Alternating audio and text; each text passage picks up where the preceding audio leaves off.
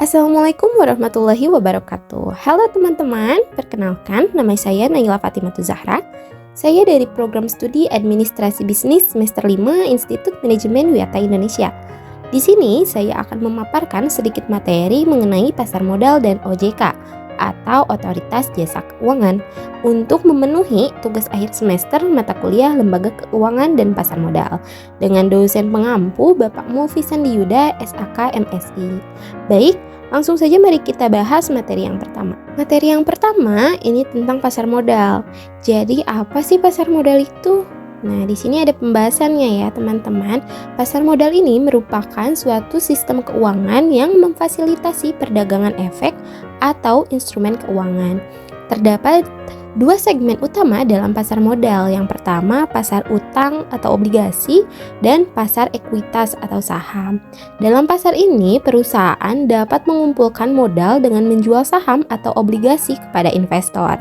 Pasar modal juga melibatkan interaksi antara investor, seperti individu atau lembaga keuangan yang membeli atau menjual efek. Transaksi tersebut dapat terjadi pada pasar perdana, di mana saham baru diperkenalkan melalui penawaran umum, atau pada pasar sekunder, di mana efek yang sudah ada diperdagangkan di antara investor. Baik, selanjutnya di sini ada fungsi dari pasar modal. Fungsi utama dari pasar modal ini adalah memberikan sumber pendanaan kepada perusahaan, memberikan kesempatan bagi investor untuk berinvestasi dan memperdagangkan efek, serta menyediakan mekanisme untuk menilai-nilai perusahaan melalui harga sahamnya. Keberadaan pasar modal juga mendukung likuiditas dan transparansi dalam aktivitas keuangan. Pasar modal ini diawasi dan diatur berbagai aspeknya oleh OJK. Jadi, apa sih OJK itu? Nah, berikut ini ada pembahasan mengenai OJK. OJK ini adalah singkatan dari Otoritas Jasa Keuangan. Otoritas Jasa Keuangan atau OJK adalah lembaga pemerintah di Indonesia yang memiliki tanggung jawab mengawasi dan mengatur aktivitas di sektor jasa keuangan. OJK ini didirikan pada tahun 2011 sebagai respon terhadap krisis keuangan global pada tahun 2008. Sebelumnya, fungsi pengawasan sektor keuangan di Indonesia dijalankan oleh beberapa lembaga terpisah. OJK dibentuk untuk menggantikan Badan Pengawas Pasar Modal dan Lembaga Keuangan, Bank Indonesia, dan Dewan Pengawas Asuransi. Peran utama OJK melibatkan pengawasan dan regulasi terhadap berbagai entitas keuangan, termasuk bank, perusahaan asuransi, pasar modal, dan lembaga keuangan non-bank. Tujuannya adalah untuk memastikan bahwa semua entitas tersebut beroperasi dengan integritas, transparansi, dan kepatuhan terhadap peraturan yang berlaku.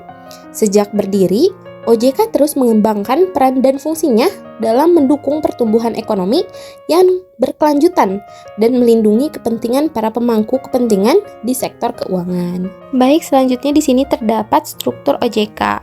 OJK ini memiliki struktur organisasi yang terdiri dari Dewan Komisioner dan Deputi yang dipimpin oleh seorang ketua OJK. Dewan Komisioner adalah lembaga pengambil keputusan tertinggi di dalam OJK.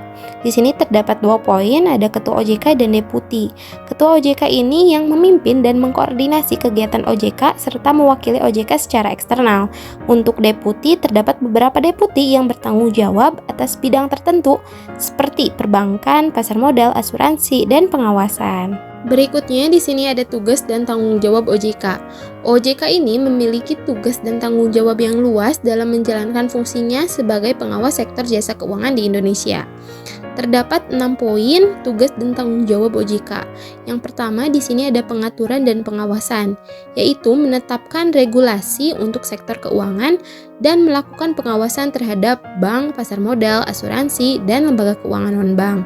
Lalu yang kedua di sini ada perlindungan konsumen, yaitu memastikan kepentingan dan hak konsumen dijaga dalam layanan keuangan, serta menanggapi keluhan dan perlindungan konsumen.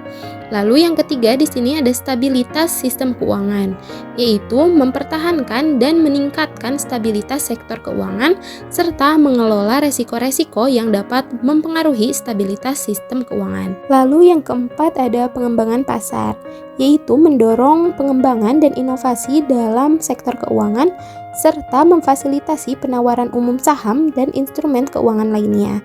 Lalu yang kelima ada penegakan hukum, menangani pelanggaran dan melaksanakan penegakan hukum di sektor keuangan, serta memberlakukan sanksi terhadap pelanggar. Dan yang terakhir, kerjasama internasional, yaitu melakukan kerjasama dengan lembaga keuangan internasional dan menjalani hubungan dengan otoritas keuangan di negara lain. Dengan struktur dan fungsinya, OJK bertujuan untuk menciptakan lingkungan keuangan yang sehat, aman, dan efisien, serta memberikan perlindungan kepada konsumen dan menjaga stabilitas sistem keuangan di Indonesia. Terdapat dua pendekatan yang berbeda dalam pengaturan dan pengawasan sektor keuangan oleh OJK atau lembaga pengawasan keuangan lainnya. Yang pertama yaitu mikroprudensial dan yang kedua yaitu makroprudensial. Baik, yang pertama mari kita bahas tentang mikroprudensial. Di sini terdapat kebijakan mikroprudensial. Nah, kebijakan mikroprudensial ini adalah upaya pengaturan dan pengawasan terhadap individu atau entitas tertentu dalam sektor keuangan. OJK melakukan penilaian risiko dan menerapkan standar keuangan yang ketat pada institusi keuangan untuk memastikan kesehatan dan keberlanjutan operasional mereka.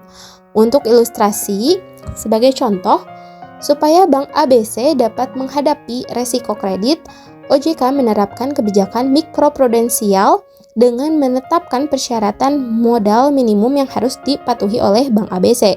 Kebijakan ini memastikan bahwa Bank ABC memiliki cadangan modal yang cukup untuk menutupi potensi kerugian dari kredit yang macet. Berikutnya di sini terdapat kebijakan makroprudensial. Kebijakan makroprudensial ini lebih bersifat sistemik, mengatasi resiko yang dapat mempengaruhi keseluruhan sistem keuangan. OJK dapat menggunakan instrumen makroprudensial untuk mengendalikan resiko-resiko besar yang dapat mengancam stabilitas sistem keuangan secara keseluruhan. Untuk ilustrasinya, sebagai contoh, dalam situasi ekonomi yang berkembang pesat, OJK mengimplementasikan kebijakan makroprudensial dengan menetapkan batasan kredit agregat di seluruh sektor keuangan.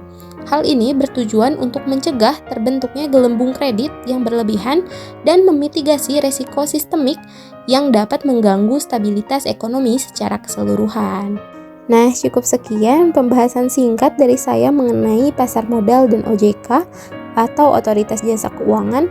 Selanjutnya saya akan memberitahu kepada teman-teman aplikasi investasi saham yang terpercaya serta dilindungi oleh OJK, dan tentu ya ini sangat cocok untuk kita-kita yang pemula ingin melakukan investasi. Nama aplikasi tersebut adalah Ajaib karena aplikasi ini sangat mudah untuk kita akses dan sangat mudah juga untuk kita pahami. Berikut ini cara bagaimana mendaftar di aplikasi Ajaib tersebut.